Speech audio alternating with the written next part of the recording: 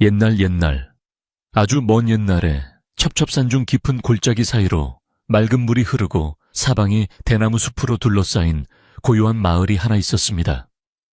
바람이 불면 대나무 잎이 서로 몸을 비비며 서걱거리는 소리가 마치 누군가가 속삭이는 듯하여 마을 사람들은 이 숲이 마을에 나쁜 기운을 막아준다고 믿으며 살아가고 있었습니다. 그 마을의 가장 안쪽 대나무 숲이 병풍처럼 뒤를 받치고 있는 곳에는 오래되었지만 기품 있는 기와집 한 채가 자리 잡고 있었는데 마을 사람들은 그 집을 대나무집이라 불렀으며 그곳에는 남편을 일찍 여의고 홀로 된 연화라는 여인이 집을 지키며 살고 있었습니다. 연화는 비록 혼자의 몸이었지만 시부모님이 물려주신 이 집과 땅을 지키기 위해 하루도 쉬지 않고 부지런히 몸을 움직이는 정갈하고 단단한 심성을 가진 사람이었습니다. 이 대나무집은 겉으로 보기에는 평온해 보였으나 사실 연화의 마음속에는 늘 불안한 그림자가 드리워져 있었으니 그것은 바로 집안의 대가 끊길지도 모른다는 걱정 때문이었습니다. 남편이 병으로 세상을 떠난 지 벌써 3년이 지났건만 연화는 여전히 아침마다 마당을 쓸고 정화수를 떠놓으며 집안의 안녕을 빌었고 밤이면 호롱불 아래서 바느질을 하며 긴 밤을 지새우곤 했습니다. 그녀의 얼굴은 고생을 모르는 귀한 집 딸처럼 고왔으나 눈가에는 남모를 시름이 깊게 배어 있었고 인매는 굳게 다물어져 있어 보는 이로 하여금 안타까움을 자아내게 했습니다. 마을 사람들은 그런 연화를 보며 혀를 차거나 동정 어린 시선을 보내곤 했지만 연화는 남들의 시선보다는 오직 이 집을 지키는 일에만 마음을 쏟으며 묵묵히 하루하루를 견뎌내고 있었습니다. 어느 늦가을 해가 뉘엿뉘엿 서산으로 넘어가고 대나무 숲이 붉은 노을에 물들 무렵 마을 어귀에 낯선 노인 한 명이 지팡이를 짚으며 나타났습니다. 그 노인은 허름한 무명 옷을 입고 있었고 등에는 낡은 괴나리 보찜 하나를 메고 있었는데 헝클어진 흰 머리카락과 수염이 바람에 날리는 모습이 영락없는 떠돌이 과객의 행색이었습니다. 하지만 자세히 들여다보면 그의 눈빛만은 칠흑 같은 밤하늘의 별처럼 형형하게 빛나고 있었고 걸음걸이에는 나이를 짐작할 수 없는 힘이 실려 있어 예사 노인이 아님을 짐작하게 했습니다. 그는 마을 사람들에게 말을 걸거나 구걸을 하지 않고 마치 무엇에 이끌린 듯 곧장 연화가 살고 있는 대나무집 쪽으로 발걸음을 옮겼는데 그 모습이 마치 오래전부터 그 집을 알고 있었던 사람처럼 거침이 없었습니다. 대나무집 대문 앞에 다다른 노인은 잠시 멈춰 서서 집의 형세를 살피기 시작했는데 그의 시선은 기와지붕의 곡선에서부터 마당에 심어진 감나무 그리고 뒤편의 대나무 숲까지 꼼꼼하게 훑어보았습니다. 그는 고개를 주걱거리기도 하고 혀를 차기도 하며 알 수 없는 표정을 지었는데 마치 집이 내뿜는 기운을 눈으로 읽어내려는 듯했습니다. 마침 마당에서 콩타작을 마무리하고 있던 연화가 대문 밖에 인기척을 느끼고 고개를 들어보니 낯선 노인이 집을 뚫어지게 쳐다보고 있는 것이 보였습니다. 연화는 처음에는 경계하는 마음이 들었으나 노인의 모습이 몹시 지쳐 보이고 해가 저물어가는 시간에 갈 곳 없어 보이는 것이 안쓰러워 조심스럽게 대문 쪽으로 다가가 말을 건넸습니다. 연화가 공손하게 허리를 굽히며 어르신 해가 저물었는데 누굴 찾으시는지요? 하고 묻자 노인은 그제야 연화를 바라보며 빙그레 미소를 지었습니다. 노인은 목소리를 가다듬고 지나가는 과객이 오만 날이 저물어 하룻밤 묵어갈 곳을 찾고 있어. 이 집에서 풍겨 나오는 밥 짓는 냄새가 하도 구수하여 염치불구하고 발길을 멈추었소라고 대답했습니다. 연화는 남편도 없는 집에 낯선 남자를 들이는 것이 도리에 맞지 않다고 생각하여 잠시 망설였으나 노인의 눈빛이 워낙 맑고 깊어 나쁜 사람은 아닐 것이라 판단했습니다. 게다가 돌아가신 시아버님께서 늘 배고픈 사람을 그냥 보내지 말고 덕을 쌓아야 한다고 가르치셨던 말씀이 떠올라 연화는 대문을 활짝 열고 노인을 안으로 맞이하게 되었습니다. 노인은 마당에 들어서자마자 다시 한번 집안 구석구석을 살피더니 대청마루 끝에 걸터앉아 긴 숨을 내쉬며 보찜을 내려놓았습니다. 연화는 부엌으로 들어가 서둘러 저녁상을 차리기 시작했는데 비록 가진 것은 많지 않았지만 갓 지은 보리밥에 된장국을 끓이고 묵은지를 꺼내어 정성껏 상을 차렸습니다. 아궁이에서 타닥타닥 장작이 타는 소리가 정겹게 들려오고 구수한 된장 냄새가 집안 가득 퍼지자 노인의 얼굴에도 편안한 기색이 감돌았습니다. 연화가 소반에 밥상을 받쳐들고 대청마루로 내오자 노인은 고맙다는 인사를 하며 숟가락을 들었으나 밥을 먹기 전에 먼저 연화의 얼굴을 빤히 쳐다보았습니다. 그 시선이 너무나 강렬하고 묘하여 연화는 저도 모르게 고개를 숙이고 말았습니다. 노인은 밥을 한술 뜨고는 천천히 입을 열어 밥맛이 참으로 좋구려 주인장의 손맛에 정성이 가득 담겨 있소라고 칭찬을 건넸습니다. 그러고는 덧붙여 말하기를 그런데 주인장의 얼굴을 보니 수심이 가득하여 밥맛과는 다르게 쓴맛이 느껴지는구려 무슨 근심이 그리 깊소라고 물었습니다. 연화는 깜짝 놀라 고개를 들었으나 노인은 이미 아무 일도 없었다는 듯 묵묵히 밥을 먹고 있었습니다. 연화는 자신의 속마음을 들킨 것 같아 가슴이 두근거렸지만 낯선 이에게 집안의 사정을 미주알고주알 털어놓을 수는 없는 노릇이라 그저 엷은 미소만 지으며 부족한 밥상이지만 많이 드시지요라고 대답할 뿐이었습니다.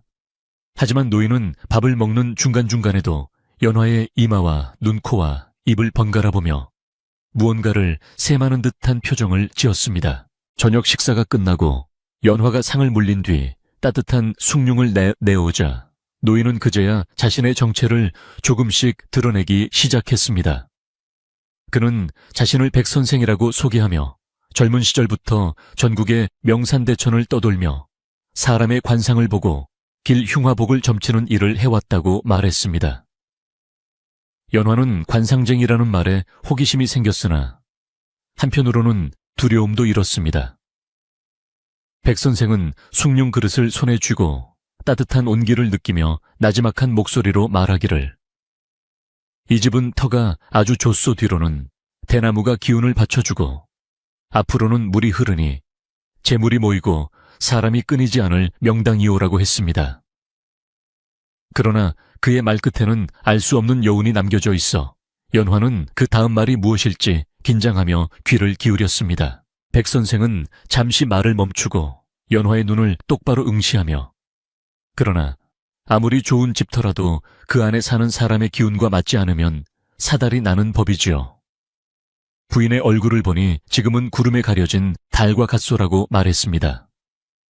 연화가 그게 무슨 말씀이시냐고 묻자 백선생은 부인의 이마에는 조상의 음덕이 서려 있어 초년에는 평안했으나 미간에 낀 어두운 기운이 지금의 형국을 어렵게 만들고 있어. 누군가 이 집의 기운을 탐내고 있거나 곧 바람이 불어닥칠 징조요라고 설명했습니다.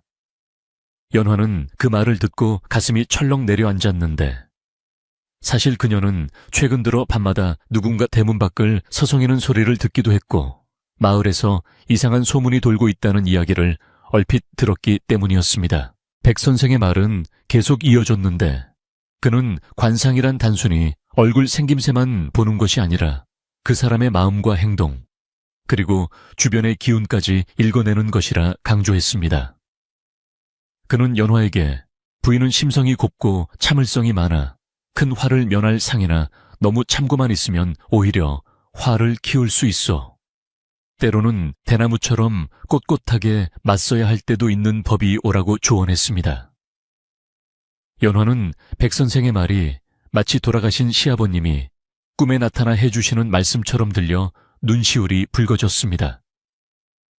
그녀는 그동안 혼자서 겪어야 했던 외로움과 두려움이 백선생의 한마디에 위로받는 듯한 기분이 들었고 이 낯선 노인이 단순한 과객이 아니라 자신을 돕기 위해 하늘이 보내준 귀인일지도 모른다는 생각을 하게 되었습니다. 밤이 깊어지자 산골 마을의 공기는 차가워졌고 대나무 숲을 스치는 바람소리는 더욱 거세졌습니다.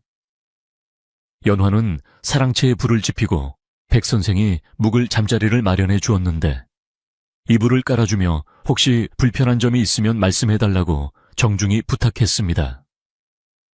백 선생은 괜찮다고 손사래를 치며 오늘 밤은 바람이 심상치 않으니 문단속을 철저히 하고 주무시오.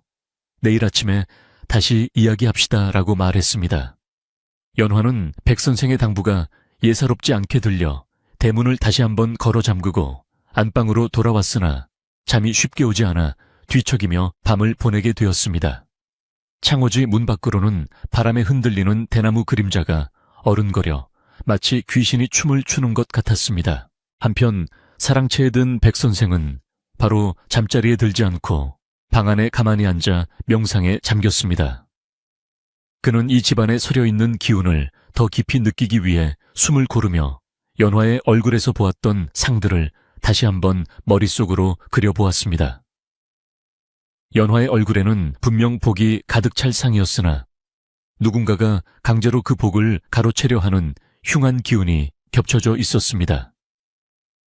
백 선생은 주머니에서 엽전을 꺼내어 몇 번 굴려보기도 하고 손가락을 꼽아보기도 하며 날짜와 방일을 계산했습니다. 그는 혼잣말로 내일이면 그 흉한 기운의 실체가 드러나겠구나. 이 집을 지키려면 내가 조금 더 머물러야겠어라고 중얼거리며 촛불을 껐습니다. 다음 날 아침 연화는 평소보다 일찍 일어나 마당을 쓸고 아침밥을 지었습니다. 밤새 바람이 많이 불었지만 다행히 별일은 없었고 아침 햇살이 대나무 숲 사이로 비쳐들자 집안은 다시 평온해 보였습니다. 백 선생도 일찍 일어나 마당을 거닐며 맑은 공기를 마시고 있었는데 그의 표정은 어제보다 한결 밝아 보였습니다. 연화가 아침 문안 인사를 드리자 백 선생은 간밤에 잘 주무셨소. 오늘은 어제보다 기운이 맑아 보이나. 그래도 방심은 금물이오라고 덕담을 건넸습니다. 두 사람은 마루에 마주 앉아 소박한 아침상을 함께 했는데 백 선생은 밥을 먹으며 연화에게 남편의 형제나 친척 중에 왕래하는 사람이 있느냐고 넌지시 물었습니다. 연화는 숟가락을 잠시 멈추고 한숨을 쉬며 대답하기를 남편에게는 남동생이 하나 있는데 시부모님이 돌아가신 후로는 발길을 뚝 끊고 살았습니다. 그런데 최근 들어 가끔씩 마을에 나타나 집 주변을 맴돈다는 이야기를 들었습니다라고 털어놓았습니다. 그녀는 시동생인 칠성에 대해 이야기하는 것이 껄끄러웠지만 백 선생에게는 왠지 숨길 수가 없었습니다. 칠성은 어릴 때부터 욕심이 많고 성격이 포악하여 집안의 골칫덩거리였으며 형인 연화의 남편이 모든 재산을 상속받자 앙심을 품고 집을 나갔던 사람이었습니다. 백 선생은 고개를 끄덕이며 그 시동생이라는 사람의 얼굴이 기억나시오. 혹시 눈썹이 짙고 미간이 좁으며 입술이 얇지 않소라고 물었습니다. 연화는 깜짝 놀라 눈을 크게 뜨며 선생님께서 어찌 그것을 아십니까? 시동생의 생김새가 딱 그러합니다. 한번 보면 잊을 수 없을 만큼 인상이 강한 편입니다 라고 대답했습니다. 백 선생은 씁쓸한 미소를 지으며 관상학적으로 볼 때 재물을 탐하고 형제를 해할 상이로군요. 그가 바로 이 집에 들이운 먹구름의 정체일 것이오라고 단언했습니다. 연화는 그 말을 듣고 몸이 부들부들 떨렸는데 설마 친동생이 형수를 해치고 집을 빼앗으려 할까 하는 의구심과 함께 그동안 칠성이 보여왔던 행동들을 떠올리면 충분히 그럴 수 있다는 생각이 동시에 들었기 때문이었습니다. 백 선생은 두려워하는 연화를 안심시키며 호랑이 굴에 들어가도 정신만 차리면 산다고 했소. 내가 곁에 있을 테니 너무 걱정 마시오라고 위로했습니다. 식사가 끝날 무렵 갑자기 대문 밖이 소란스러워지더니 누군가가 대문을 쾅쾅 두드리는 소리가 났습니다. 연화가 놀라 일어서려 하자 백 선생이 손을 들어 제지하며 가만히 계시오. 내가 먼저 나가보리다 하고는 자리에서 일어났습니다. 대문 밖에서는 거친 남자의 목소리가 들려왔는데 이리 오너라. 안에 아무도 없느냐. 내 집. 내가 들어오는데 왜 문을 잠가두었느냐라며 고래고래 소리를 지르고 있었습니다. 그 목소리는 분명 연화가 기억하는 시동생 칠성의 목소리였습니다. 연화는 가슴이 쿵쾅거려 숨을 쉬기가 힘들 정도였지만 백 선생의 침착한 뒷모습을 보며 마음을 다잡으려 노력했습니다. 백 선생은 천천히 대문으로 걸어가 빗장을 풀고 문을 열었습니다. 문이 열리자 덩치가 크고 험상궂게 생긴 사내가 씩씩거리며 서 있었는데 그는 백 선생을 보자마자 넌 뭐야 웬 늙은이가 남의 집에 있어라며 삿대질을 했습니다. 백 선생은 전혀 동요하지 않고 차분한 목소리로 나는 지나가는 과객이오만 주인장의 허락을 받고 묵어가고 있어. 그런데 댁은 누구시길래 아침부터 남의 집 대문이 부서져라 두드리시오 라고 되물었습니다. 칠성은 기가 막히다는 듯 콧방귀를 뀌며 내가 바로 이 집 주인이다 형수라는 여자가 외간 남자를 집에 들이다니 내 이럴 줄 알았다라며 억지를 부리기 시작했습니다. 그의 눈은 탐욕으로 번들거리고 있었고 입가에는 비열한 웃음이 걸려 있어 백 선생이 말한 관상 그대로였습니다. 칠성은 백 선생을 밀치고 마당으로 성큼성큼 들어오더니 대청마루에 앉아있는 연화를 향해 소리쳤습니다. 형수님 잘 계셨소. 내가 형님 제사도 있고 해서 오랜만에 왔는데 손님 대접이 이게 뭐요? 문도 안 열어주고. 그는 마치 자신이 집주인인 양 행세하며 마당을 휘젓고 다녔습니다. 연화는 떨리는 목소리로 도련님 오랜만이십니다. 연락도 없이 갑자기 오셔서 미처 준비를 못했습니다라고 예의를 갖추어 말했지만 칠성은 들은 척도 하지 않고 집안을 기웃거렸습니다. 그는 대청마루 기둥을 발로 툭툭 차보기도 하고 장독대를 열어보기도 하며 꼬투리를 잡으려 애쓰는 모습이 역력했습니다. 백 선생은 그 모습을 조용히 지켜보며 칠성의 관상을 더욱 면밀히 뜯어보았는데 칠성의 얼굴에는 단순히 재물운이 없는 것을 넘어 남의 것을 빼앗지 않으면 직성이 풀리지 않는 강한 집착이 서려 있음을 확인했습니다. 특히 칠성의 눈 밑에는 검은 기운이 짙게 깔려 있어 최근에 좋지 않은 일을 꾸미거나 도박 등으로 재산을 탕진했을 가능성이 커 보였습니다. 백 선생은 속으로 쯧쯧쯧 복을 제가 차버리고 남의 밥그릇을 넘보는구나. 저런 자는 말로 해서는 들을 위인이 아니니 꾀를 써야겠어라고 생각하며 칠성에게 다가갔습니다. 백 선생은 칠성에게 다가가 정중하게 말을 건넸습니다. 댁이 이 집의 도련님이시군요. 관상을 보니 아주 큰 일을 하실 분 같은데 어찌 이런 시골 구석에 오셨소? 칠성은 갑자기 칭찬을 듣자 의아해하면서도 기분이 나쁘지는 않은지 으쓱하며 내가 좀 큰 그릇이긴 하지. 그런데 영감은 관상을 볼 줄 아시오라고 물었습니다. 백 선생은 고개를 끄덕이며 조금 볼 줄 압니다만 도련님의 이 말을 보니 조만간 큰 재물이 들어올 운세인데 이 집터가 도련님과는 상극이라 여기 오래 머물면 그 운이 달아날까 걱정이오라고 슬쩍 거짓말을 보태어 미끼를 던졌습니다. 칠성은 귀가 솔깃하여 그게 정말이오. 이 집이 나랑 안 맞는단 말이오 라고 되물었습니다. 백 선생의 말은 칠성의 욕심을 자극하면서도 동시에 불안감을 심어주는 교묘한 수가 숨겨져 있었습니다.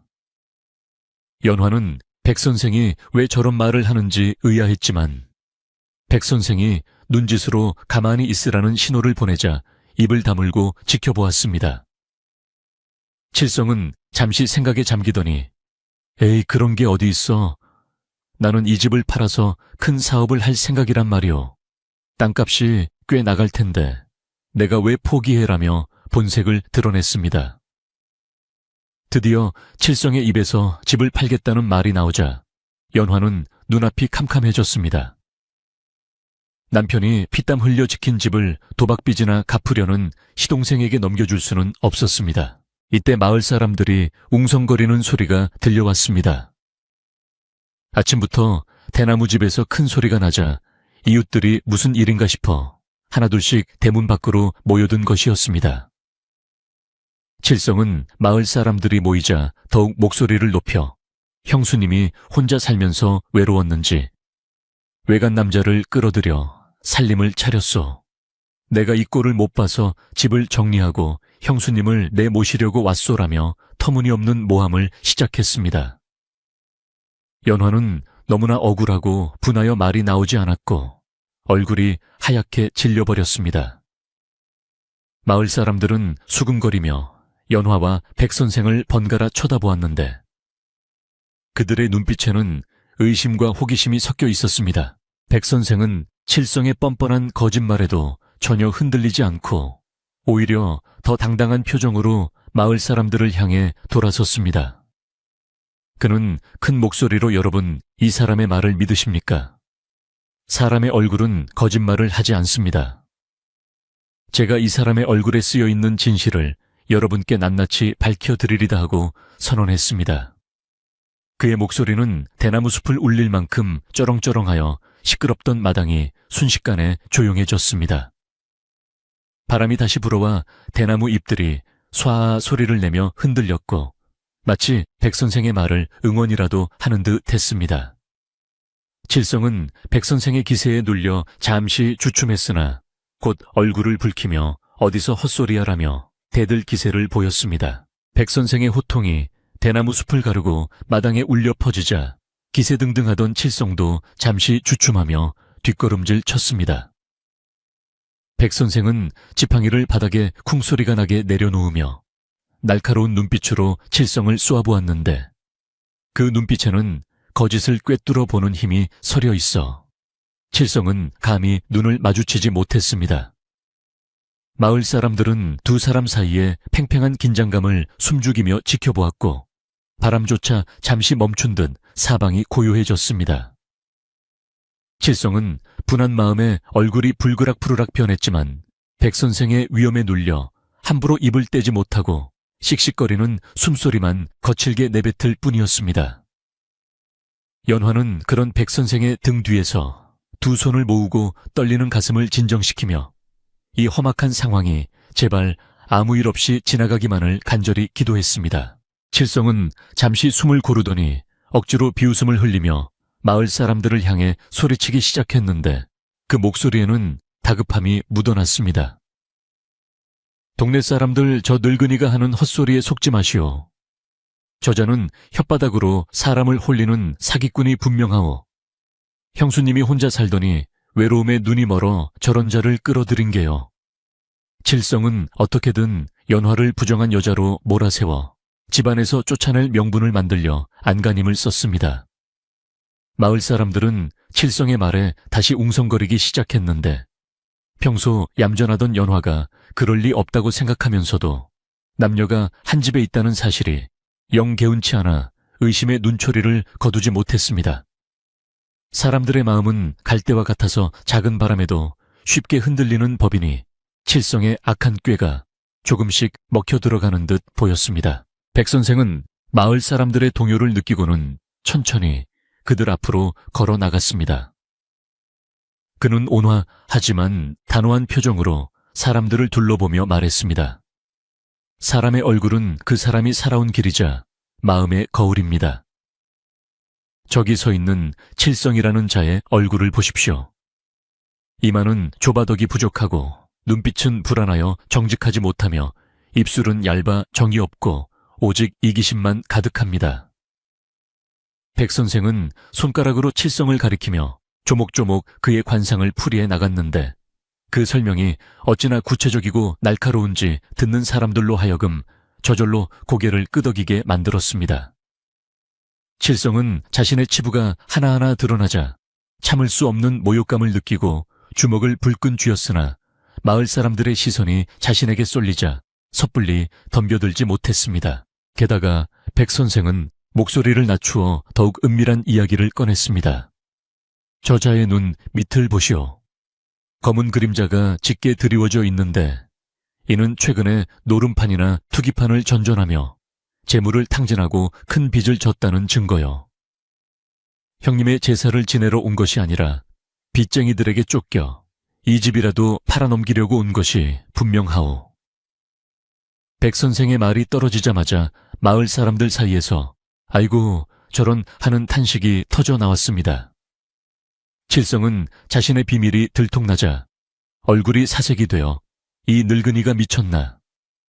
어디서 말도 안 되는 소리를 짓거려 라고 고래고래 소리를 질렀지만 당황하여 흔들리는 눈동자는 그의 거짓말을 감추지 못했습니다.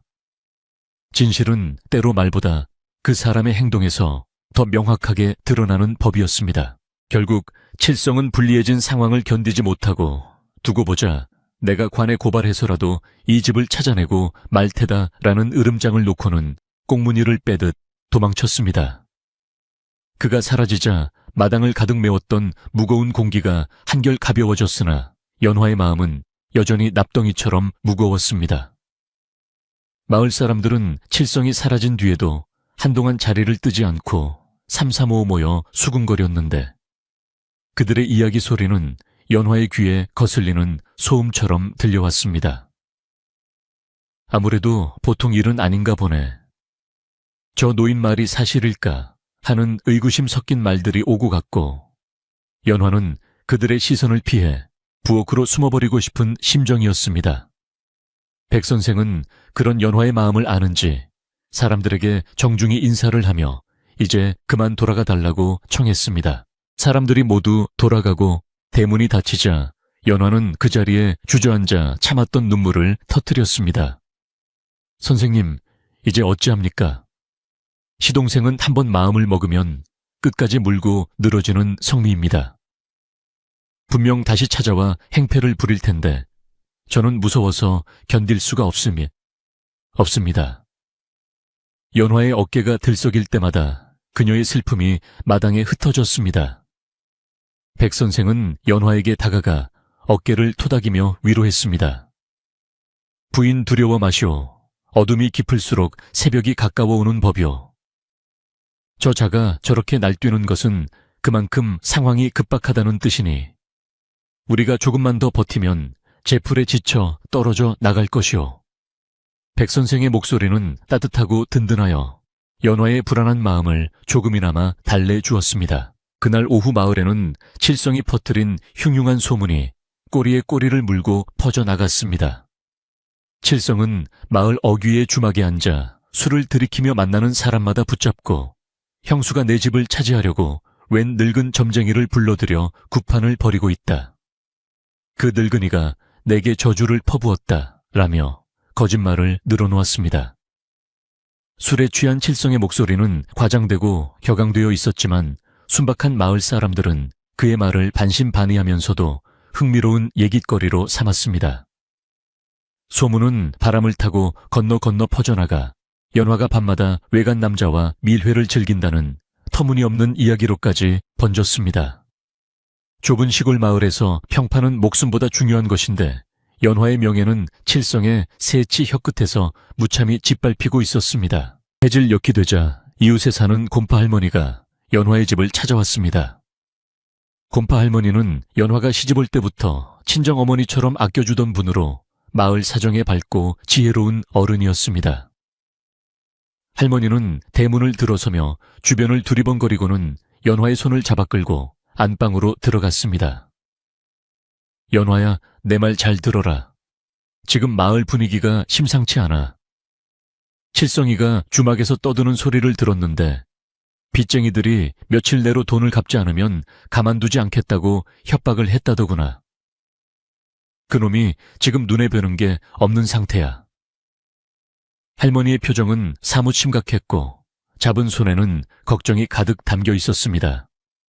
연화는 그 말을 듣고 가슴이 덜컥 내려앉았습니다. 할머니, 그럼 저는 어떡해요? 이 집은 아버님과 남편의 영혼이 깃든 곳인데 절대 빼앗길 수는 없어요. 연화가 울먹이며 말하자 곰파 할머니는 혀를 차며 안타까워했습니다. 그러니까 더 조심해야 한다. 칠성이는 지금 궁지에 몰린 쥐야. 고양이를 물 수도 있어. 그 관상 보시는 양반이 보통 분은 아닌 것 같으니 당분간은 그분 곁에 꼭 붙어 있거라. 그리고 밤에는 문단속 단단히 하고 무슨 소리가 나도 절대 밖으로 나가지 마라. 할머니의 당부는 단순한 걱정이 아니라 오랜 세월을 살아온 노인의 직감에서 나온 경고였습니다.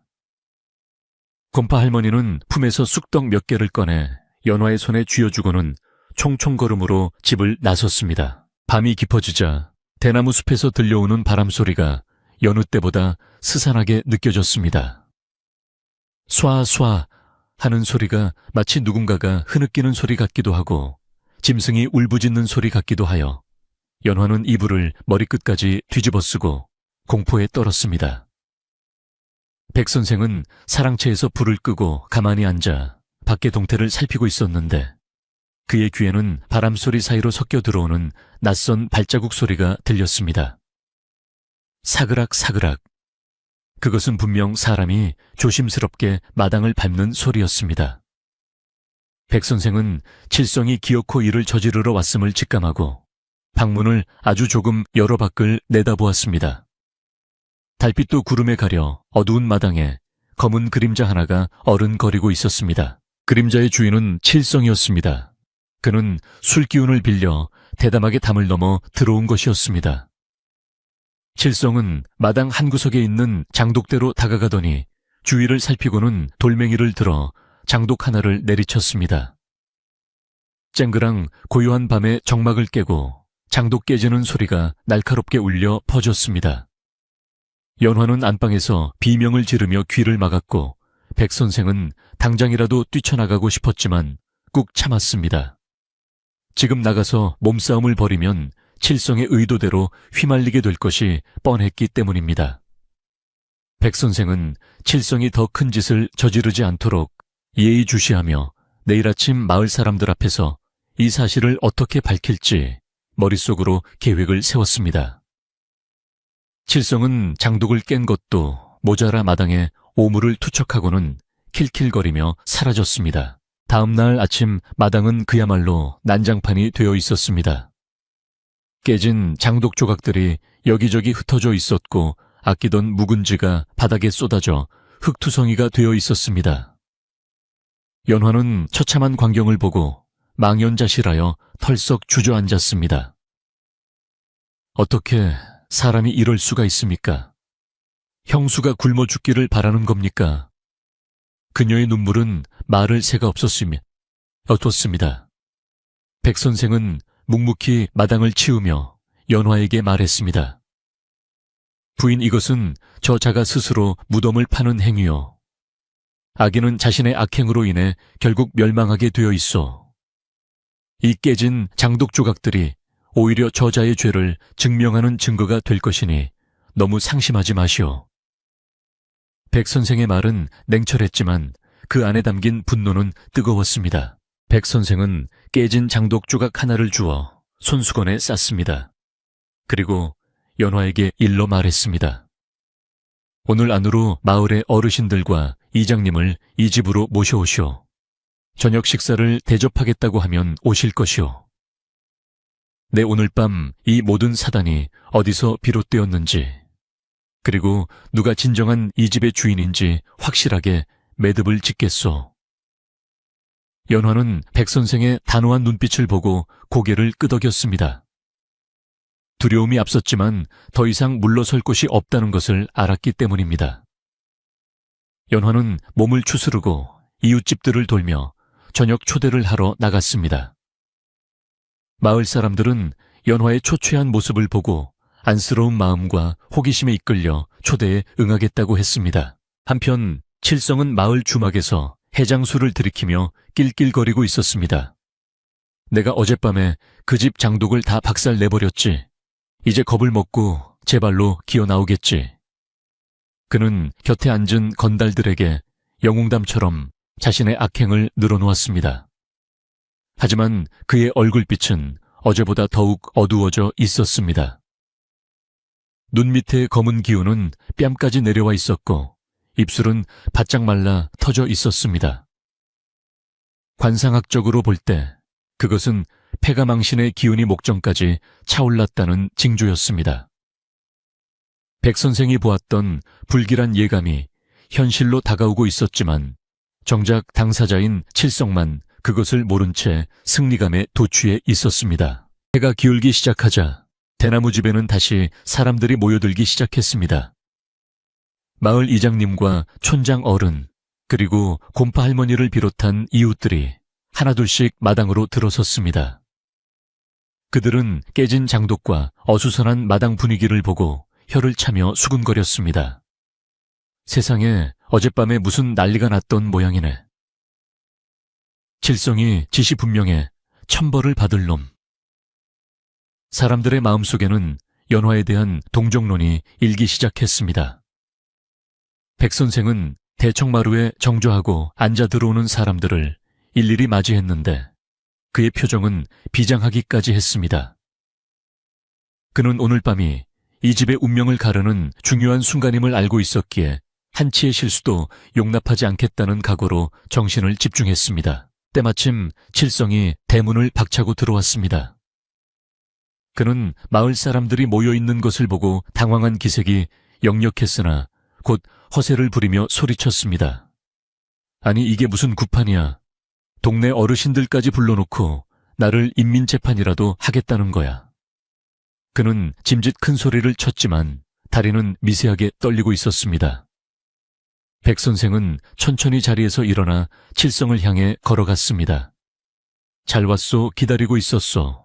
오늘 밤 당신의 얼굴에 쓰여있는 그 흉한 운명의 끝을 다 같이 확인해 봅시다. 백 선생의 목소리는 낮지만 힘이 있었고 마당에 모인 사람들은 숨을 죽이고 두 사람을 지켜보았습니다.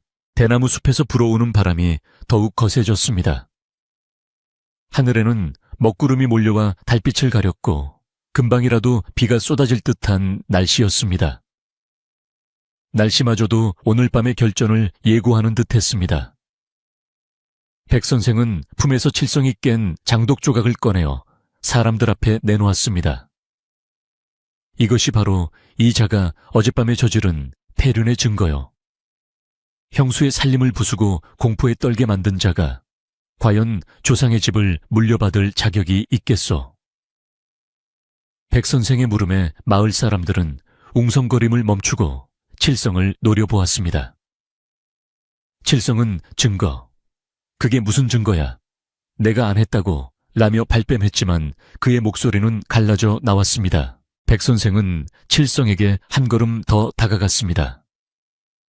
그리고 그의 얼굴을 뚫어지게 쳐다보며 말했습니다. 당신의 이마를 보니 부모와의 인연은 이미 끊어졌고 눈썹을 보니 형제간의 의리도 져버렸소.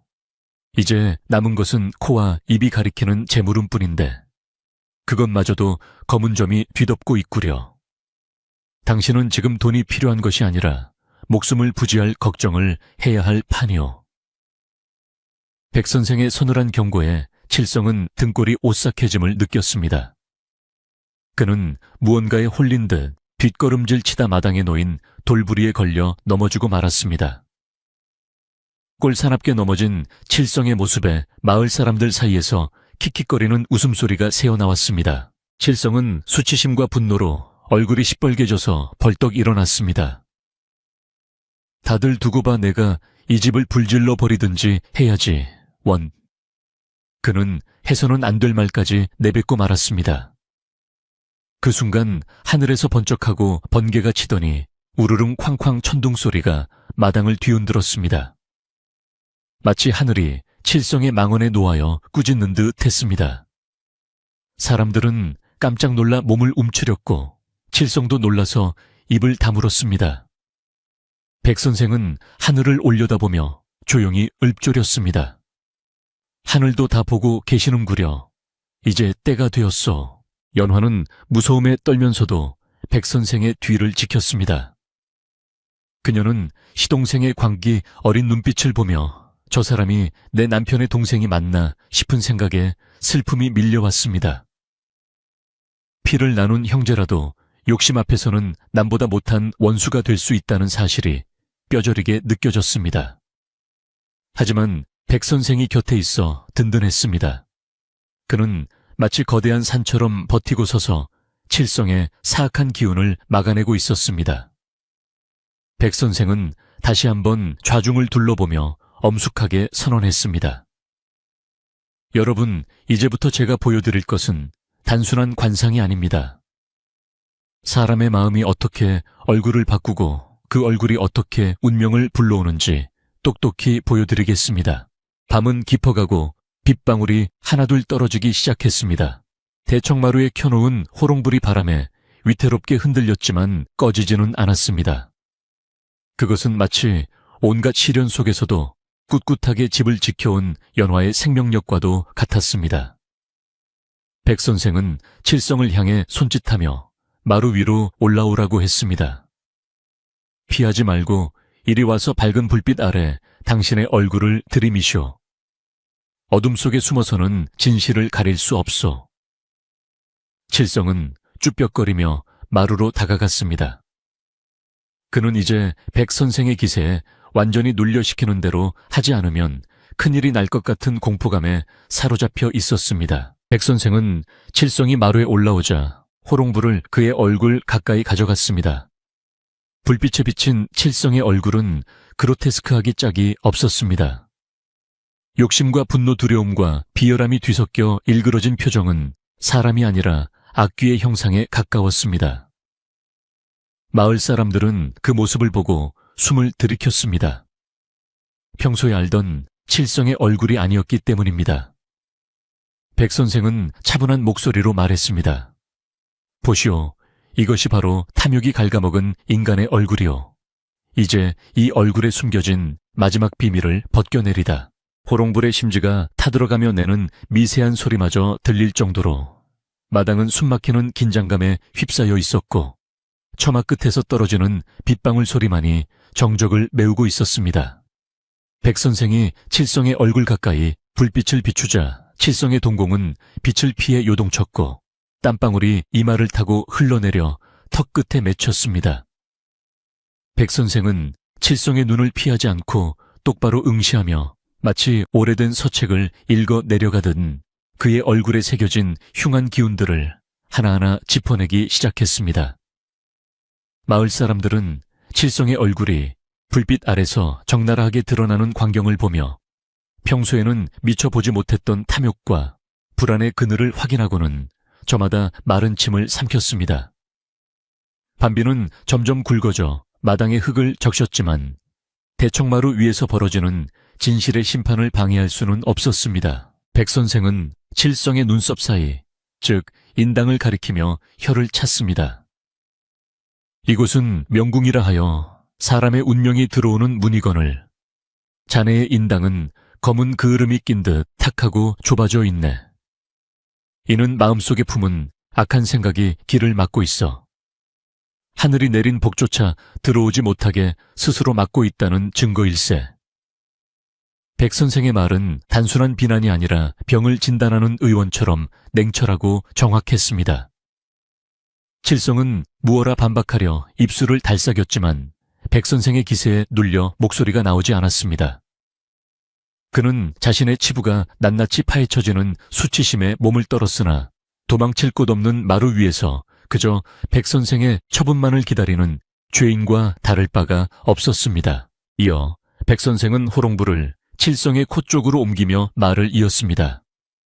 코는 제백궁이라 하여 재물의 창고를 의미하는 법인데 자네의 코끝은 붉게 상기되어 있고 콧방울은 힘없이 퍼져 있구려. 이는 창고문이 활짝 열려 재물이 모이지 않고 줄줄 새어 나가고 있음을 뜻하오. 게다가 콧등 중간에 솟아오른 뼈는 굴곡이 심하니 인생의 고비마다 남과 다투고 빼앗으려다.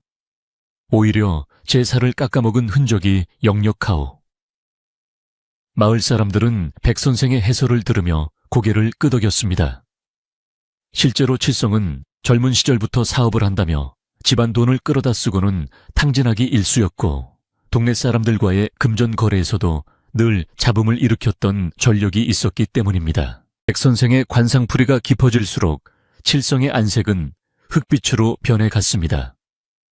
백 선생은 이제 칠성의 눈밑을 가리키며 목소리를 낮췄습니다. 가장 심각한 것은 바로 이 와잠 부위에 들이운 검은 그림자요. 이것은 자식이 없거나 자식 복이 없음을 탓하는 것이 아니라 밤마다 잠을 이루지 못하고 삿된 욕망에 사로잡혀 심신을 갉아먹은 자에게 나타나는 죽음의 그림자란 말이오. 자네 최근에 사람을 해하거나 남의 것을 훔치려는 모의를 한 적이 있지 않은가? 눈동자의 흰자 위에 붉은 핏발이 서 있는 것을 보니 살기마저 감돌고 있어 참으로 위태롭기 그지없네. 백 선생의 날카로운 지적에 칠성은 흠칫 놀라며 뒷걸음질 쳤습니다. 칠성은 공포를 감추기 위해 억지로 큰 소리를 지르며 발악했습니다. 이 늙은이가 보자 하니 못하는 소리가 없네. 내가 언제 사람을 해하려 했다고. 그래, 증거 있어. 이건 다 모함이야. 형수가 시킨 거지. 형수가 내 재산을 가로채려고 당신 같은 사기꾼을 고용한 게 분명해. 칠성은 연화를 향해 삿대질을 하며 비열한 웃음을 흘렸지만 그의 웃음소리는 공허하게 울려 퍼질 뿐이었습니다. 연화는 시동생의 뻔뻔한 태도에 기가 막혀 말문이 막혔지만 흔들리지 않고 꼿꼿한 자세로 백 선생의 곁을 지켰습니다.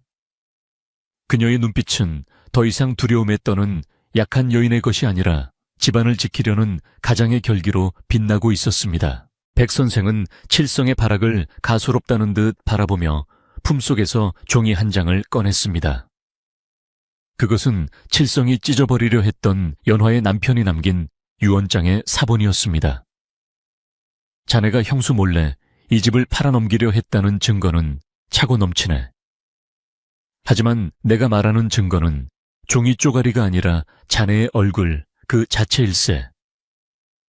백 선생은 종이를 접어 다시 넣고는 칠성의 귀 뒤쪽을 가리켰습니다.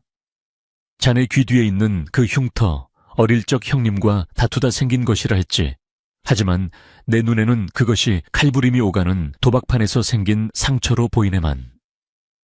관골이 튀어나오고 턱이 뾰족한 자가 귀 뒤에 흉까지 지니고 있으면 이는 말년에 객지에서 비명 횡사할 상이요. 그 말에 칠성은 소스라치게 놀라며 급히 손으로 귀 뒤를 가렸습니다.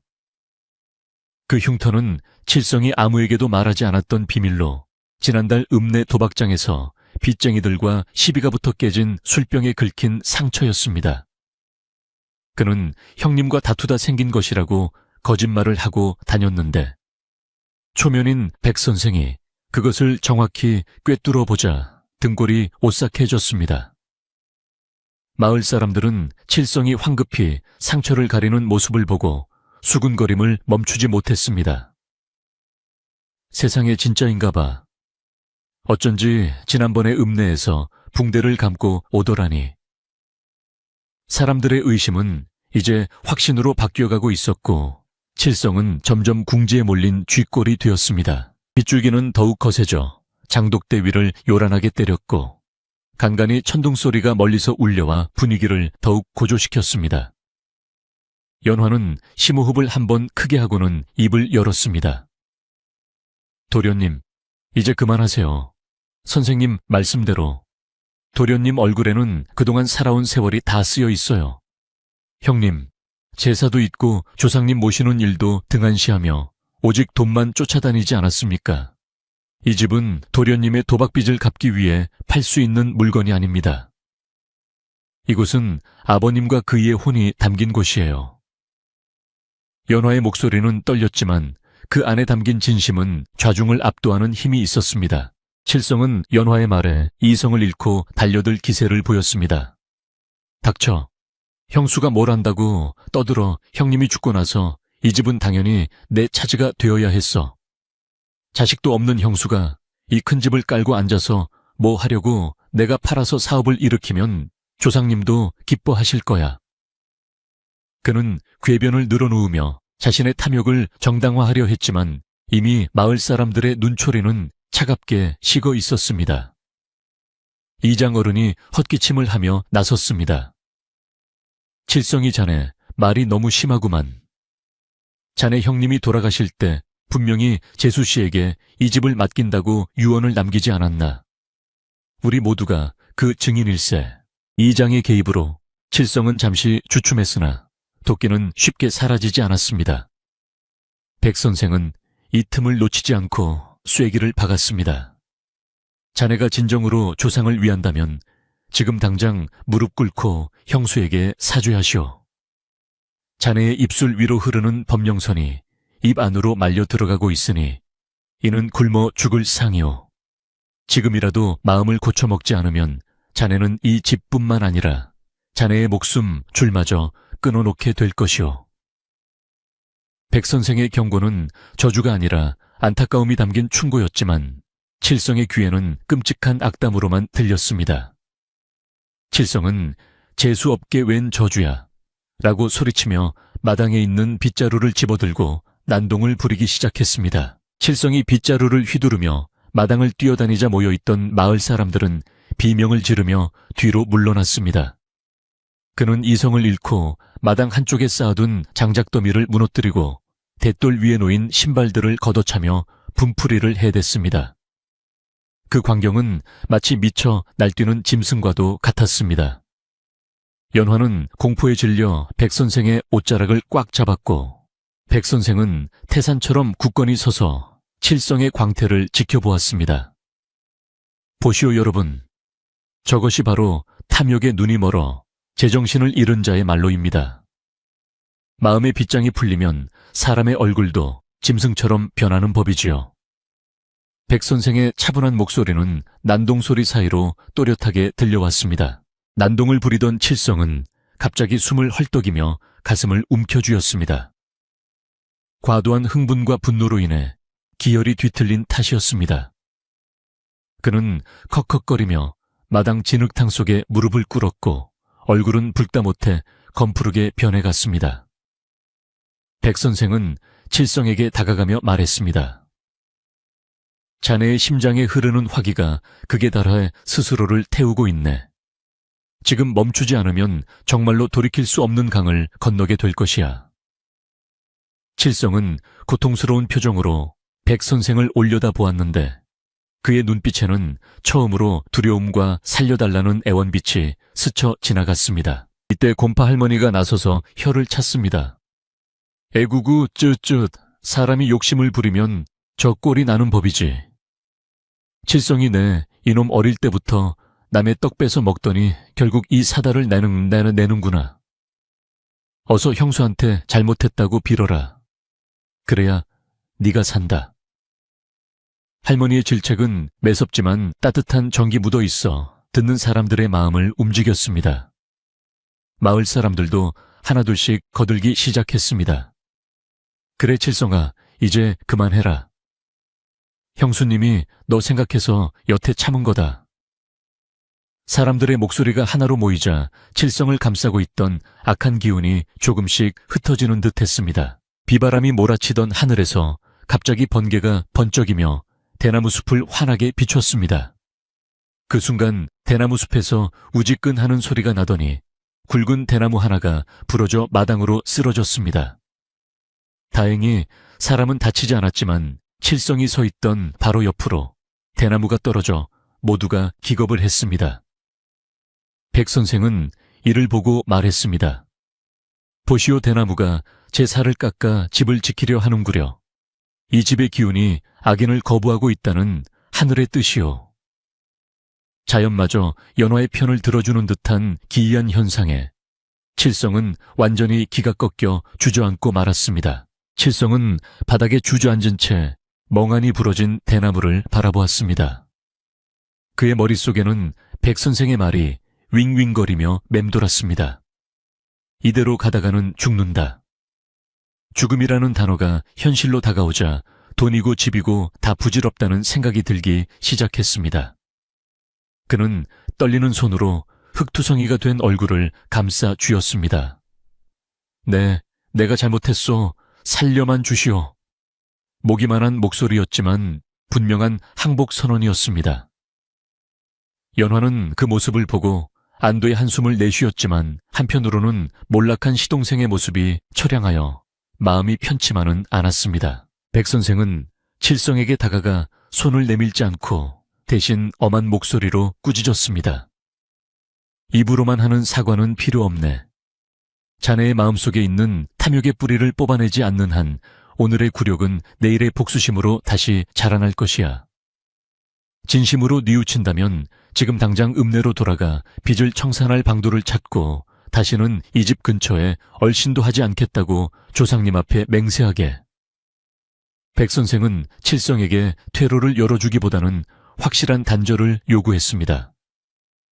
그것만이 연화와 이 집을 지키는 유일한 길임을 알았기 때문입니다. 칠성은 엉금엉금 기어서 마당 한가운데 놓인 정화수 그릇 앞으로 갔습니다. 그리고 빗물에 젖은 바닥에 머리를 쳐박고 흐느꼈습니다. 형님, 제가 죽을 죄를 지었습니다. 다시는 안 그러겠습니다.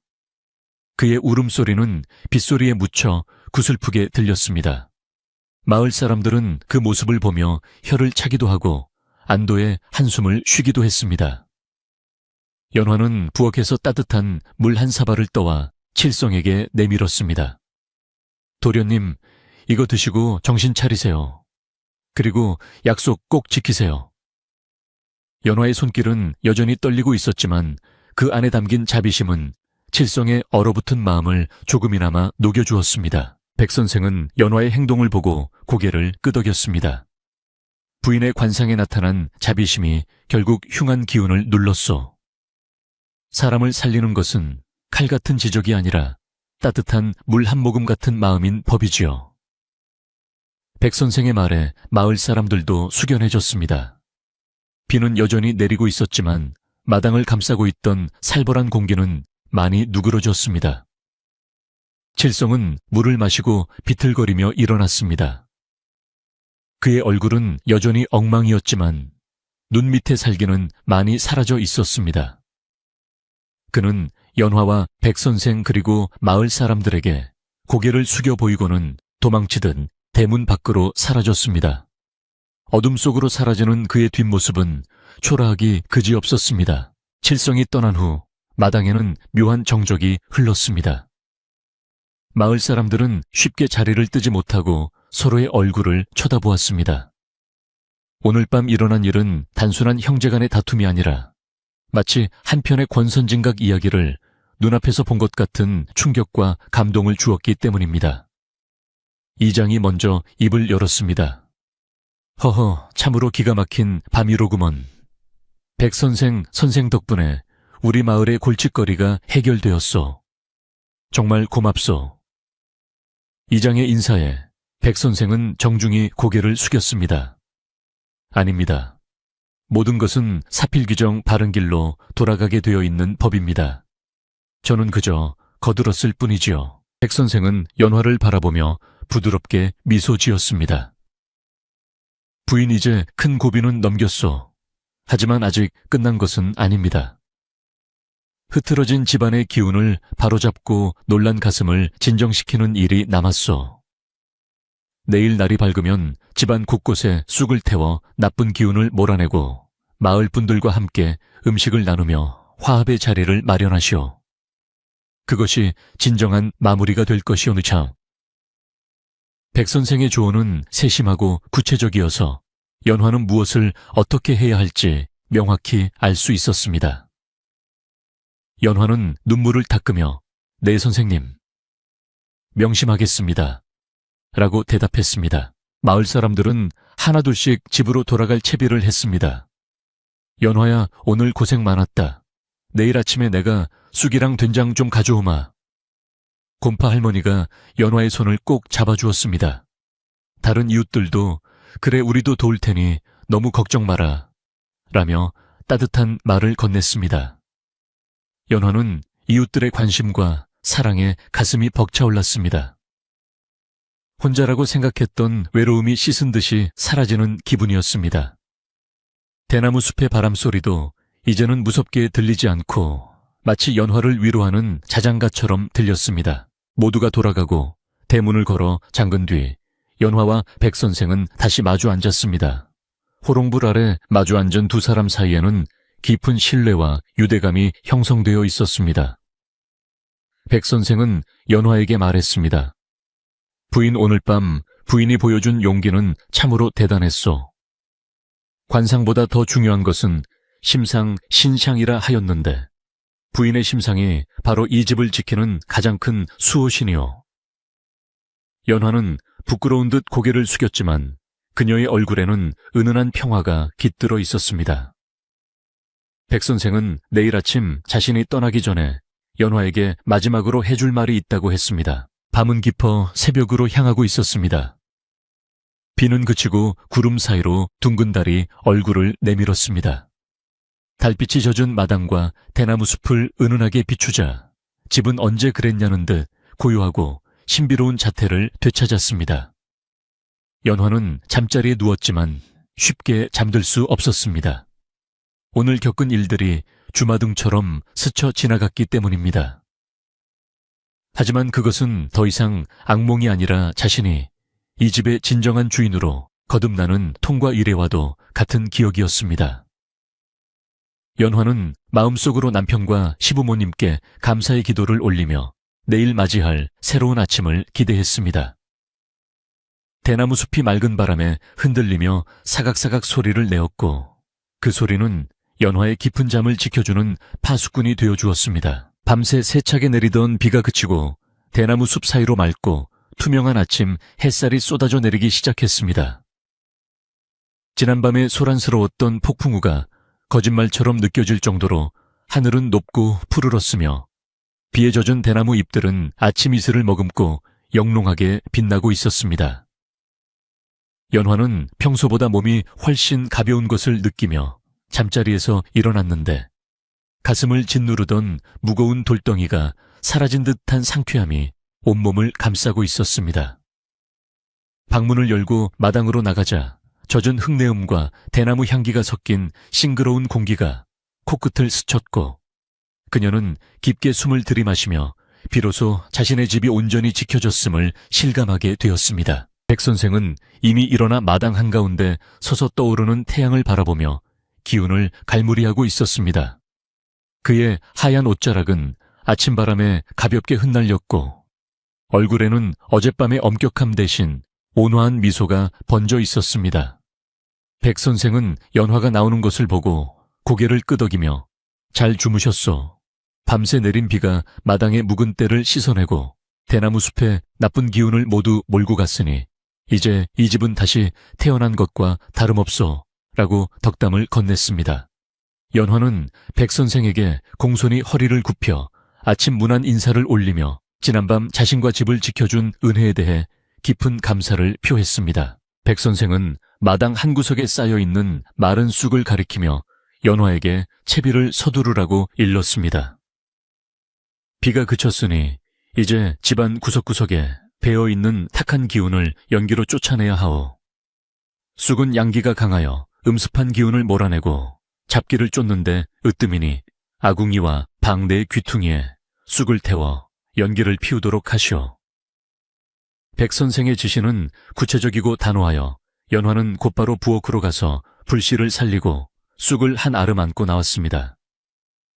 타닥타닥 타오르는 불꽃 위로 마른 쑥을 올리자 매캐하면서도 향긋한 쑥 내음이 하얀 연기와 함께 피어올라 집안으로 퍼져나갔습니다.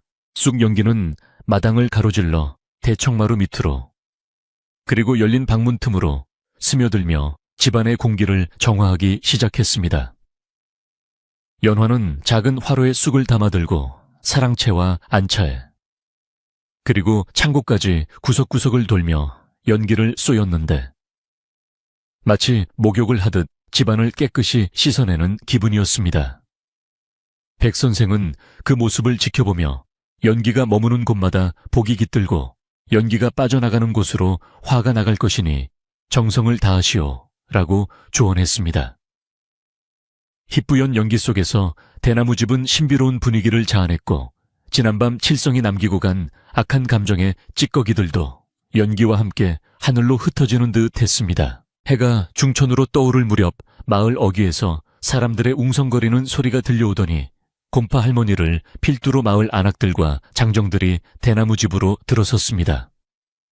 그들의 손에는 빗자루와 걸레 그리고 각종 음식이 들려 있었는데 어젯밤의 난리로 엉망이 된 집을 치우고 연화를 위로하기 위해 자발적으로 모인 것이었습니다.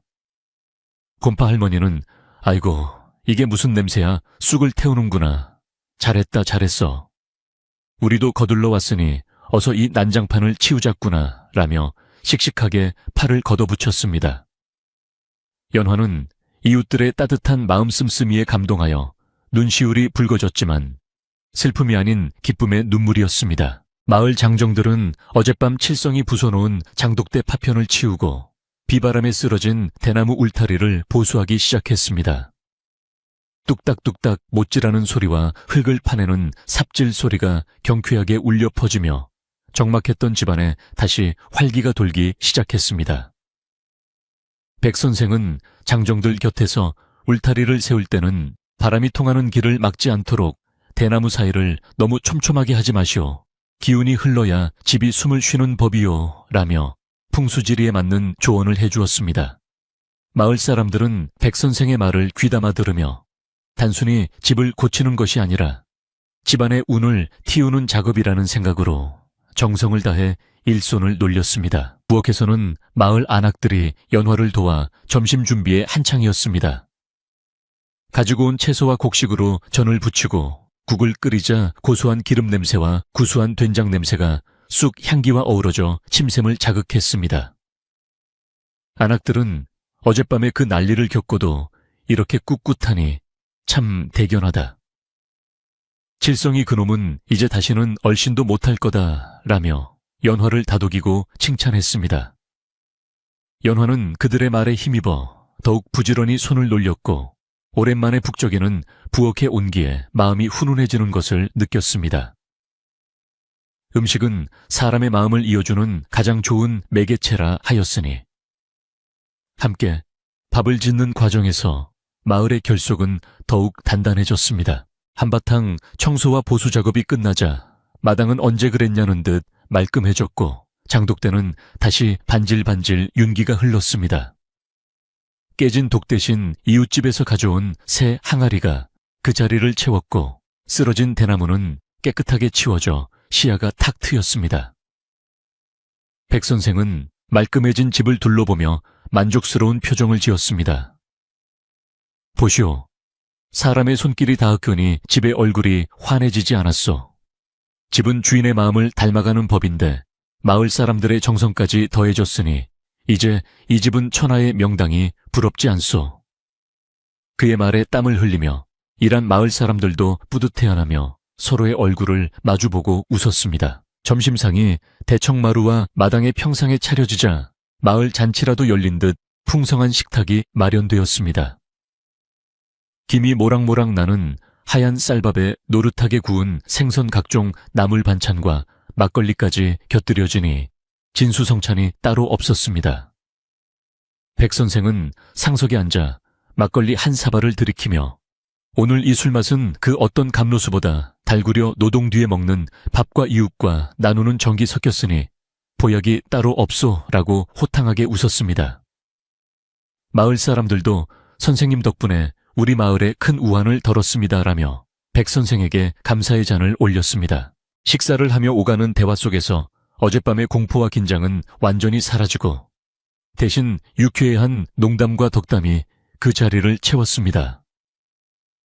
마을 사람들은 칠성의 관상에 대한 이야기를 다시 꺼내며 신기해했는데 한 청년이 선생님 제 얼굴에는 복이 좀 있습니까? 라고 너스레를 떨며 묻자 좌중은 웃음바다가 되었습니다. 백 선생은 웃으며 자네는 입꼬리가 올라가 있어 웃을 일이 많이 생길 상이네. 부지런히 일하면 처복도 따를 걸세. 라고 재치 있게 받아주었습니다. 이렇게 웃고 떠드는 사이에 칠성이 퍼뜨렸던 악성 소문과 오해들은 봄눈 녹듯 사라져 버렸습니다. 연화는 분주하게 음식을 나르며 사람들의 표정을 하나하나 살폈습니다. 모두가 진심으로 즐거워하려고 편안해하는 모습을 보니 자신이 지켜온 이 집이 단순히 건물이 아니라 마을 사람들의 마음이 모이는 사랑방 같은 곳임을 깨달았습니다. 그녀는 칠성 때문에 겪었던 고통이 오히려 전화위복이 되어 마을 사람들과 더욱 가까워지는 계기가 되었음을 감사하게 생각했습니다. 연화가 백 선생에게 특별히 마련한 떡 한 접시를 내어드리자 백 선생은 부인의 얼굴에 이제야 비로소 그늘이 걷히고 본래의 광채가 도는구려. 그것이 바로 복을 부르는 얼굴이요 라고 칭찬했습니다. 오후가 되자 배부르게 먹고 마신 마을 사람들은 하나둘씩 집으로 돌아갈 채비를 했습니다. 그들은 돌아가는 길에 연화의 손을 꼭 잡으며 무슨 일 있으면 언제든지 부르라. 는 당부를 잊지 않았습니다. 곰파 할머니는 마지막까지 남아 설거지를 거들어주며 이제 발 뻗고 편히 자거라. 네가 복을 지었으니 복을 받는 개야 라고 다정하게 속삭여 주었습니다. 연화는 대문 밖까지 나가 멀어지는 이웃들의 뒷모습을 배웅했는데 그들의 등 뒤로 따뜻한 오후의 햇살이 비추어 마치 후광처럼 보였습니다. 마을은 다시 고요를 되찾았지만 그 고요함은 전과 다른 평온함으로 가득 차 있었습니다. 사람들이 모두 떠나고 다시 고즈넉해진 대나무집 마당에 연화와 백선생 두 사람만 남았습니다. 백선생은 대청마루 끝에 걸터앉아 대나무 숲을 바라보며 깊은 생각에 잠겨 있었습니다. 바람이 불 때마다 대나무 잎이 사각거리는 소리가 맑게 들려왔고 그 소리는 마치 집이 부르는 노래처럼 평화로웠습니다. 연화는 따뜻한 차를 내어와 백선생 곁에 조용히 놓았습니다. 선생님 덕분에 집안이 안정을 찾았습니다. 이 은혜를 어떻게 갚아야 할지 모르겠습니다. 연화의 목소리에는 진심 어린 존경과 감사가 담겨 있었습니다. 백선생은 차 한 모금을 마시고는 천천히 입을 열었습니다. 부인 은혜를 갚을 필요는 없어. 나는 그저 흐트러진 기운을 제자리로 돌려놓는 일을 했을 뿐이고 실제로 집을 지킨 것은 부인의 굳건한 마음이었어. 관상은 변하는 것이라 했어. 칠성은 자신의 욕심으로 귀한 상을 천한 상으로 바꾸었지만 부인은 시련 속에서도 선한 마음을 잃지 않아 귀한 상을 지켜낸 것이요. 백선생의 말은 연화의 가슴 깊이 파고들어 앞으로 살아갈 날들에 대한 큰 지침이 되어주었습니다. 백선생은 자리에서 일어나 지팡이를 집어들었습니다. 이제 내 할 일은 끝난 것 같소. 날이 저물기 전에 채비를 하고 내일 새벽에는 길을 떠나야겠소. 연화는 백선생의 갑작스러운 말에 섭섭한 마음이 들었지만 그가 한 곳에 머무를 뿐이 아님을 알기에 잡을 수는 없었습니다. 선생님, 하룻밤이라도 더 편히 쉬시다 가시죠. 아직 여독이 풀리지 않으셨을 텐데. 연화가 아쉬워하며 권했으나 백선생은 고개를 저으며 머무름이 길어지면 인연이 얽히고 얽히면 떠나기 힘든 법이요. 박수 칠 때 떠나는 것이 과객의 도리가 아니겠소 라고 담담하게 말했습니다. 저녁 노을이 붉게 물들기 시작하자 대나무 숲은 황금빛으로 변해 장관을 이루었습니다. 백선생은 연화에게 마지막으로 집안을 한 번 더 둘러보자고 청했습니다. 두 사람은 마당을 거닐며 집터의 기운을 점검했는데 백선생은 여기 감나무 아래는 기운이 모이는 곳이니 소중히 다루시오. 대문 앞은 늘 깨끗하게 쓸어야 복이 들어오오라며 세세한 부분까지 일러주었습니다. 연화는 백선생의 말을 하나도 빠짐없이 마음에 새기며 이 집을 더욱 잘 가꾸어 나가겠다고 다짐했습니다. 밤이 깊어오자 하늘에는 둥근 달이 떠올라 마당을 환하게 비추었습니다. 어젯밤의 천둥 번개는 온데간데 없고 풀벌레 소리만이 정겹게 들려오는 평화로운 밤이었습니다. 연화는 백선생을 위해 정성스럽게 저녁상을 차렸습니다. 비록 화려하지는 않지만 텃밭에서 딴 싱싱한 채소와 직접 담근 장으로 만든 음식들에는 연화의 정성이 가득 담겨 있었습니다. 백선생은 이 세상 그 어떤 진수성찬보다 귀한 밥상이요 라며 맛있게 식사를 했습니다. 두 사람은 밥을 먹으며 도란도란 이야기를 나누었는데 백선생이 들려주는 세상 이야기들은 연화에게 넓은 세상을 꿈꾸게 해주었습니다. 식사를 마친 후 백선생은 보찜을 정리하며 내일 떠날 준비를 마쳤습니다. 그는 품에서 작은 주머니 하나를 꺼내 연화에게 건넸습니다. 이것은 내가 오랫동안 간직해 온 부적이요. 종기에 쓴 부적이 아니라 맑은 기운을 담은 옥돌인이 지니고 있으면 마음을 편안하게 해줄 것이요. 연화는 깜짝 놀라 손사래를 쳤지만 백선생은 억지로 그녀의 손에 쥐어주었습니다. 부인의 맑은 심성을 지키는 데 도움이 될 것이니 부담 갖지 말고 받으시오. 옥돌은 연화의 손바닥 안에서 따뜻한 온기를 내뿜고 있었습니다. 연화는 백 선생이 주신 옥돌을 소중히 품에 안고 감사의 인사를 올렸습니다. 선생님, 이 은혜 평생 잊지 않고 살겠습니다. 가시는 길 편안하시길 빕니다. 백 선생은 빙그레 웃으며 사람의 인연이란 물과 같아서 언젠가 다시 만날 수도 있고 영영 못 만날 수도 있는 법이요. 하지만 마음이 통했다면 그것으로 족한 것 아니겠소? 라고 말했습니다. 그의 말 속에는 인생의 깊은 철학이 담겨 있어 연화는 다시 한번 고개를 숙였습니다. 잠자리에 들기 전 연화는 마루에 앉아 달을 올려다보았습니다. 칠성으로 인해 겪었던 고통과 백 선생과의 만남, 그리고 이웃들의 따뜻한 정까지 모든 것이 꿈만 같았습니다. 하지만 손에 쥐어진 옥돌의 감촉은 이것이 현실임을 말해주고 있었습니다. 이제 내일이면 백 선생은 떠나겠지만 그가 남긴 가르침과 기운은 이 집에 영원히 남아 연화와 함께할 것이었습니다. 대나무 숲이 바람에 흔들리며 연화에게 잘했다, 잘했어라고 속삭이는 것 같았습니다. 연화는 편안한 마음으로 눈을 감았고 대나무 집은 그 어느 때보다 포근한 밤을 맞이했습니다. 새벽 안개가 자욱하게 내려앉은 대나무 숲은 신비로운 기운을 내뿜고 있었고 대십 끝에 매달린 이슬방울들은 막 떠오르려는 아침 해를 기다리며 영롱하게 반짝이고 있었습니다. 연화는 아직 어둠이 채 가시지 않은 이른 시각에 눈을 떴지만 몸은 그 어느 때보다 가볍고 마음은 호수처럼 고요했습니다. 오늘은 며칠간 이 집에 머물며 집안의 우환을 해결해주고 연화의 마음을 단단하게 만들어준 백 선생이 떠나는 날이었습니다. 그녀는 아쉬운 마음을 뒤로하고 부엌으로 들어가 백 선생이 길을 가며 요기할 수 있도록 주먹밥을 만들고 지난 가을에 말려둔 곶감을 꺼내 정성스럽게 보찜을 꾸렸습니다. 아궁기에서 타오르는 불빛이 연화의 얼굴을 따뜻하게 비추었는데 그 얼굴에는 이제 더 이상 근심이나 두려움의 그늘이 찾아볼 수 없었습니다. 백 선생은 이미 채비를 마치고 마당에 나와 대나무 숲의 맑은 공기를 깊이 들이마시고 있었습니다. 그는 연화가 내민 보찜을 받아들며 부인의 정성이 담긴 이 음식이면 천리 길도 거뜬하겠소. 떠나는 발걸음이 이토록 가벼운 것을 보니 이 집의 기운이 참으로 맑아졌음이 느껴지오 라고 덕담을 건넸습니다. 연화는 백 선생의 옷매무새를 고쳐드리며 선생님 부디 가시는 걸음걸음 평안하시고 언젠가 인연이 닿으면 꼭 다시 들러주십시오.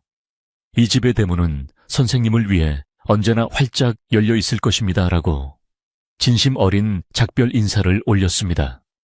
두 사람은 말없이 서로를 바라보며 깊은 신뢰와 감사의 눈빛을 교환했고 그 짧은 침묵 속에는 100마디 말보다 더 깊은 정이 오고 갔습니다. 연화는 마을 어귀까지 백 선생을 배웅하러 나갔는데 아침 안개 속을 걷는 두 사람의 모습은 마치 한 폭의 수묵화처럼 고요하고 아름다웠습니다.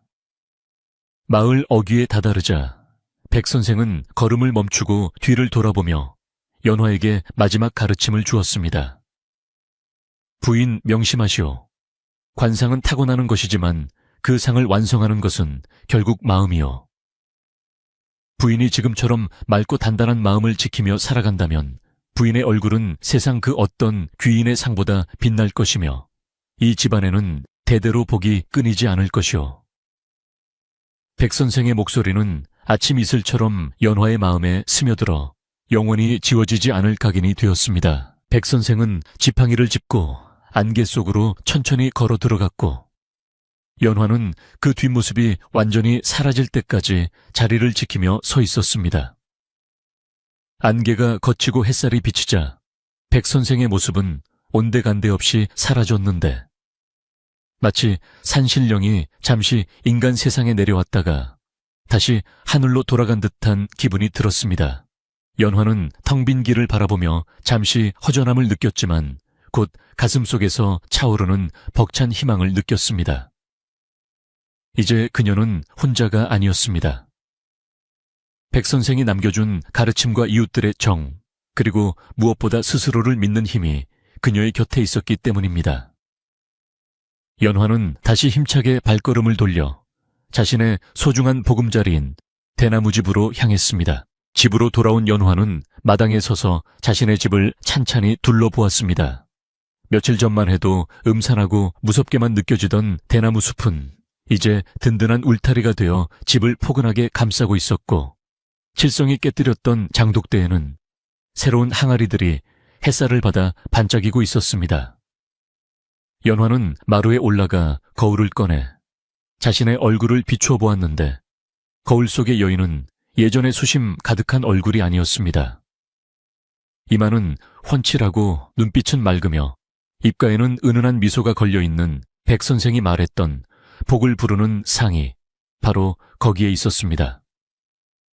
연화는 거울 속의 자신을 향해 환하게 웃어 보이며 그래 내가 이 집의 주인이다 라고 다짐했습니다. 계절은 흘러 어느덧 늦가을이 지나고 겨울이 찾아왔습니다. 대나무 집의 기와 지붕 위에는 하얀 눈이 소복하게 쌓였고 대나무 숲은 눈의 무게를 견디며 더욱 푸른 빛을 발했습니다. 마을 사람들은 겨울 채비를 하느라 분주했지만 틈만 나면 연화의 집에 들러 군고구마를 구워 먹으며 이야기꽃을 피웠습니다. 연화의 집은 이제 마을의 사랑방이 되어 사람들의 웃음소리가 끊이지 않는 따뜻한 공간으로 변모했습니다. 사람들은 입을 모아 연화네 집에만 오면 마음이 편안해지고 좋은 일이 생긴다며 신기해했고, 칠성이 퍼뜨렸던 흉흉한 소문은 흔적도 없이 사라지고 대신 복이 들어오는 대나무집이라는 새로운 명성이 생겨났습니다. 어느 눈 내리는 밤, 곰파 할머니가 따뜻한 팥죽 한 그릇을 들고 연화네 집을 찾았습니다. 할머니는 아랫목에 자리를 잡고 앉아 연화의 손을 잡으며 조심스럽게 입을 열었습니다. 연화야, 읍내 장터에 다녀온 박서방한테 들었는데 칠성이 그놈 소식이 들리더구나. 연화는 순간 가슴이 철렁했지만 애써 태연한 표정으로 그래요. 도련님은 어떻게 지내신답니까? 라고 물었습니다. 할머니는 안도의 한숨을 내쉬며 다행히 나쁜 짓은 안 하고 어느 목재소에서 집 나르는 일을 하며 빚을 갚고 있다더라. 고생을 좀 하는 모양이지만 그래도 사람 구실하려고 애쓰는 것 같아 다행이다 라고 전해주었습니다. 그 말을 들은 연화의 마음에는 미움 대신 안도감이 자리 잡았습니다. 한때는 시동생이 밉고 원망스러웠지만 백 선생의 말대로 그 또한 탐욕이라는 병에 걸려 고통받던 불쌍한 영혼이었음을 깨달았기 때문입니다. 연화는 마음속으로 칠성이 부디 죄를 뉘우치고 새 사람이 되어 평범한 행복을 찾기를 진심으로 빌었습니다. 누군가를 미워하는 마음을 버리자 연화의 얼굴은 더욱 평온해졌고 그 평온함은 집안 전체로 퍼져나가 보는 이들의 마음까지 따뜻하게 만들었습니다. 용서야말로 진정한 복을 부르는 마지막 열쇠였음을 그녀는 스스로 터득해가고 있었습니다. 겨울이 깊어갈수록 대나무집의 아궁이는 더욱 활활 타올랐고 굴뚝에서는 밥 짓는 연기가 끊임없이 피어올랐습니다. 연화는 긴 겨울밤 호롱불 아래서 바느질을 하며 내년 봄에 심을 씨앗들을 정리했습니다. 그녀의 손길은 야무지고 정성스러웠으며 씨앗 하나하나에 희망을 담았습니다. 백 선생이 떠나기 전 일러준 대로 집 뒤뜰의 감나무 아래에는 거름을 듬뿍 주어 내년에는 더욱 풍성한 열매를 맺도록 준비했습니다. 자연의 순리에 따라 겨울을 나고 봄을 준비하는 연화의 일상은 소박하지만 그 어떤 보석보다 빛나는 가치를 지니고 있었습니다. 설날이 다가오자 마을은 다시 활기를 띠기 시작했습니다. 연화는 마을 사람들과 함께 떡을 빚고 만두를 빚으며 명절 준비를 했습니다. 이제 연화는 더 이상 혼자가 아니었기에 명절이 외롭거나 쓸쓸하지 않았습니다. 마을 안악들은 연화의 솜씨를 칭찬하며 연화야, 네가 만든 만두가 제일 예쁘다. 복이 꽉 차 있어 먹으면 좋은 일이 생길 것 같아 라며 덕담을 주고받았습니다.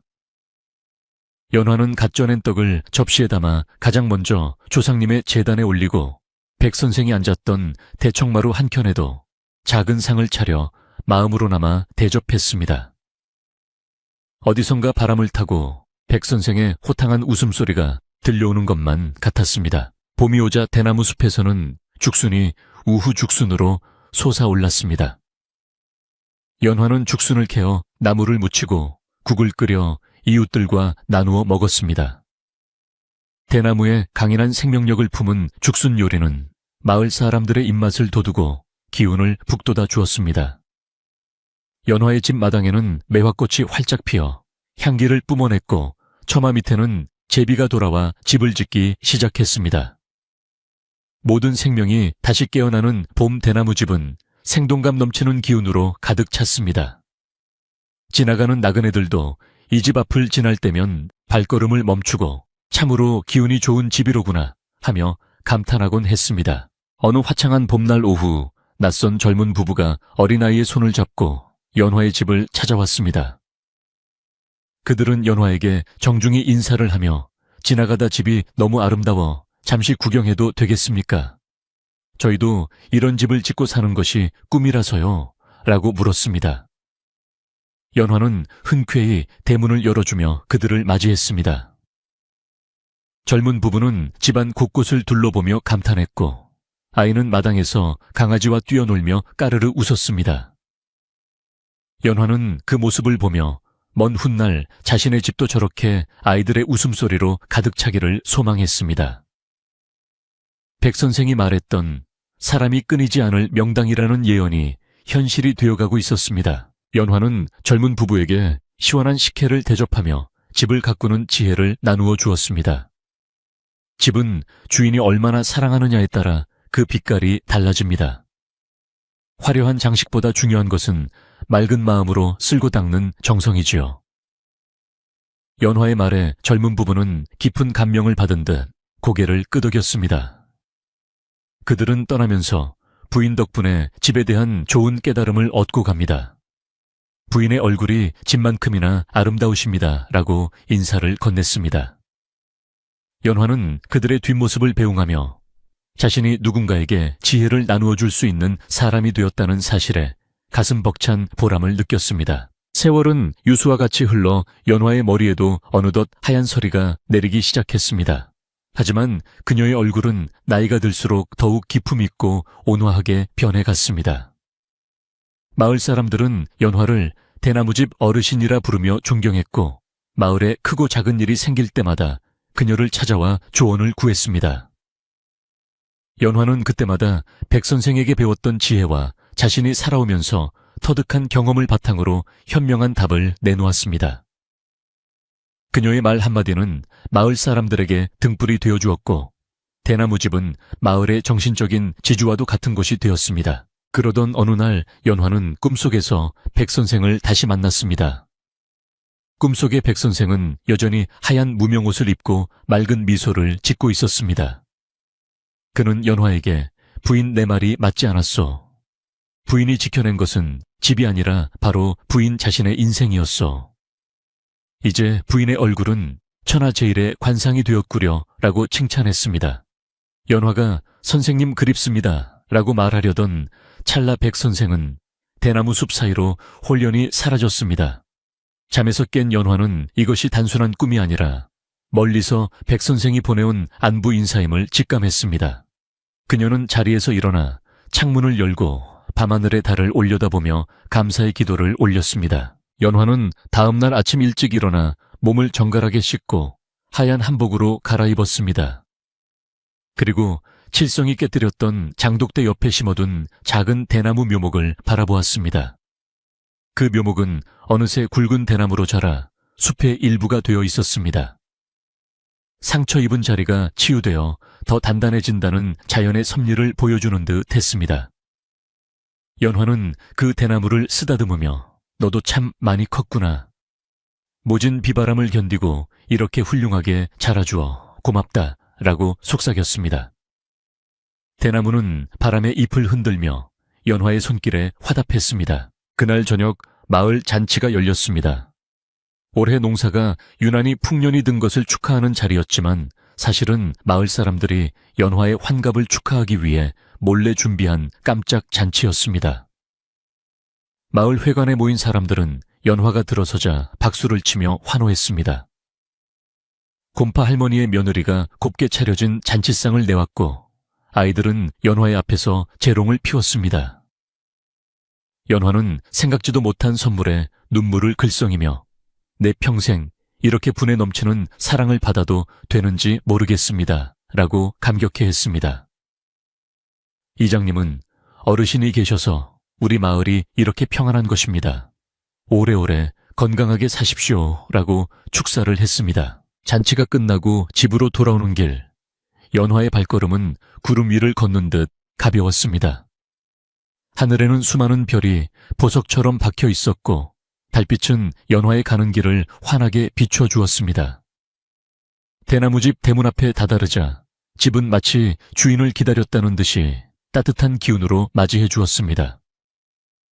연화는 대문을 열고 들어가며 다녀왔습니다. 라고 나지막이 말했습니다. 아무도 없는 빈집이었지만 집안 곳곳에 깃든 추억들과 조상님들의 영혼이 그녀를 반겨주는 듯 했습니다. 연화는 안방에 들어와 이부자리를 펴고 편안하게 누웠습니다. 창호지 문 너머로 은은한 달빛이 스며들고 밖에서는 대나무 숲이 바람에 흔들리는 소리가 들려왔습니다. 사각사각, 사각사각. 그 소리는 마치 옛날 이야기를 들려주는 할머니의 목소리처럼 정겨웠고 연화의 마음을 깊은 평온함으로 이끌었습니다. 그녀는 지난 세월 겪었던 모든 희로애락이 결국은 오늘의 평화를 만들기 위한 과정이었음을 깨달았습니다. 고통도 슬픔도 지나고 나면 모두 인생의 걸음이 된다는 것을 그녀는 온몸으로 느끼고 있었습니다. 이제 대나무 집에는 더 이상 흉한 기운도 탐욕스러운 그림자도 남아있지 않았습니다. 오직 맑은 바람과 밝은 달, 그리고 주인의 선한 마음만이 가득할 뿐이었습니다. 백 선생이 말했던 관상의 특별한 힘이란 결국 어떤 마음을 먹느냐에 따라 자신의 운명을 바꿀 수 있다는 평범하지만 위대한 진리였습니다. 연화는 그 진리를 삶으로 증명해 보였고 그녀의 얼굴은 그 어떤 관상가도 흠잡을 데 없는 복스러운 상으로 완성되었습니다. 이야기를 듣는 여러분, 밤이 깊었습니다. 여러분의 얼굴은 지금 어떤 모습을 하고 있나요? 혹시 근심과 걱정으로 찌푸리고 있지는 않나요? 마음을 편안하게 먹고 입가에 작은 미소를 지어보세요. 그러면 연화의 대나무집처럼 여러분의 마음에도 맑은 기운이 깃들고 내일은 오늘보다 더 빛나는 하루가 기다리고 있을 것입니다.